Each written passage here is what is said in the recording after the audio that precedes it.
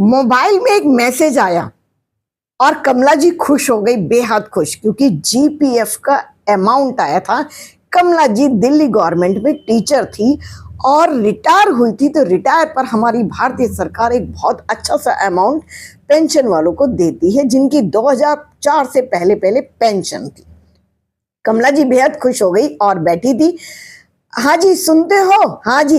ये इतनी ज्यादा चेहरे पर चमक कैसे आ गई? किशन लाल जी ने पूछा। ये देखिए, और बेहद खुश हो गई थी। मैं सोचती हूँ कि दोनों बेटों को कुछ ना कुछ दे दिया जाए और बेटी को भी दे दिया जाए। ठंड रखो जी, ठंड रखो, थोड़ा सा शांति रखो, थोड़ा धैर्य रखो, सोच समझ कर ही ये फैसला करना, जल्दबाजी में ये फैसला मत करना। पैसा आपने कमाया है, आपकी मेहनत है, जीवन भर आपने 30-35 साल सेवा की सरकार की, तो आपको उसके बदले में मिला। ये किसी की धनराशि नहीं है, इस पर हक सिर्फ आपका है। अजी नहीं, बच्चों का है। जो कुछ होता है तो ये बच्चों के लिए तो होता है। हर माँ बाप बच्चों के लिए ही करते हैं, मैंने भी बच्चों के लिए किया है। तभी किशनलाल जी ने कहा, आप बिल्कुल सही कह रही हैं, और सुनो, ये आपके बुढ़ापे में काम आएगा। भगवान ना करे कोई हारी बीमारी कुछ इस तरह से हो गई, आप कहीं तीर्थ स्थान पर जाओ, आपका दान देने का मन करे, आपका ब्याह शादी में जाने का मन करे, तब ये पैसा आपके काम आएगा। और यकीन मानिए, उस समय बच्चे काम नहीं आएंगे। कैसी बात करते हो जी? बुढ़ापे का सहारा सिर्फ बच्चे होते हैं। बेटा बहू, बेटे बेटियां होती है, पोते पोतियां होते हैं, उनके लिए जोड़ा है, उन्हीं पर खर्च करूंगा। तभी किशनलाल जी ने कहा, तो 2 मिनट रुको, आंखें बंद करो, सांस लो, और उसके बाद जो फैसला करना है वो कर लो। कर लिया जी फैसला, मैं अपने बेटों से मिलने जा रही हूँ कल। ठीक है जी, बिल्कुल जाओ, लेकिन एक चीज मैं आपको बताना चाहता हूँ, आप पहले उन्हें परख लेना, उसके बाद अपने चेक काटकर अपने बेटों को देना। बच्चे आपके हैं, बच्चे मेरे हैं, मैं भी जानता हूं और तुम भी जानती हो, लेकिन मैं दुनियादारी को भी समझकर तब चलूंगा। आप पहले उन्हें परख लेना। और पहुंच गई थी कमला जी बड़े बेटे के घर, और बहू ने देखते जैसे मुंह बना लिया था, अनमने मन से दरवाजा खोला था। कहते हैं ना कि जिसके घर जा रहे हो, आवत ते हर्षे नहीं और नैनन नहीं सने, और कंचन रहीमन तहा न जाइए, चाहे कंचन बरसे में।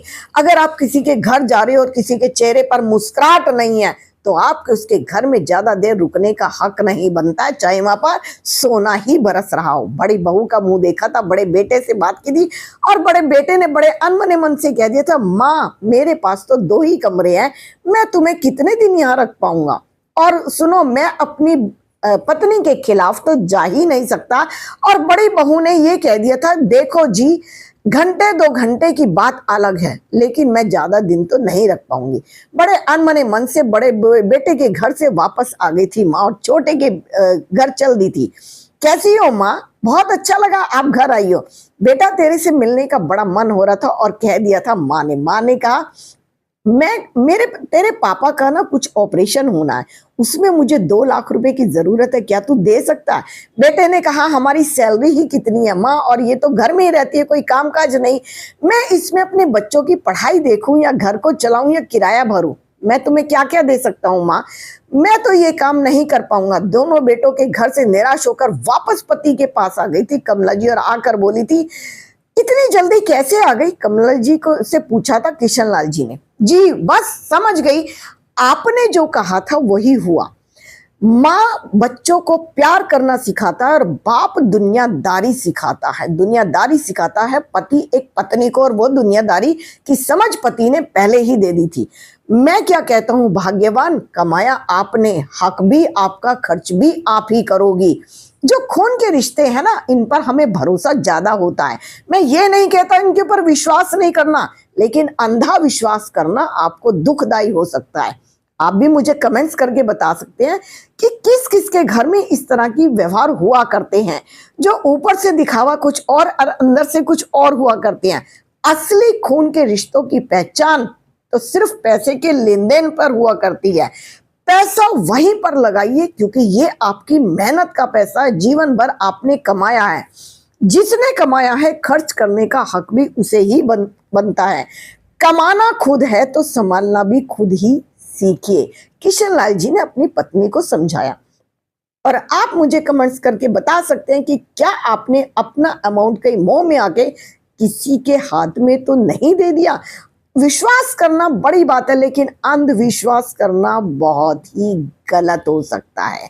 कमेंट्स कीजिए, शेयर कीजिए, सब्सक्राइब कीजिए, हंसते रहिए, मस्त रहिए और अपने को खुश रखने की हर कोशिश कीजिए।